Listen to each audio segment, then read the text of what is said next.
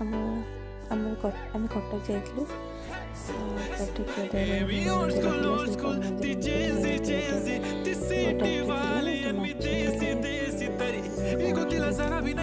मनामध्ये खराबी नाही दाखवण्याचं तिच्या मागे daily crazy तरी why so shy shy shy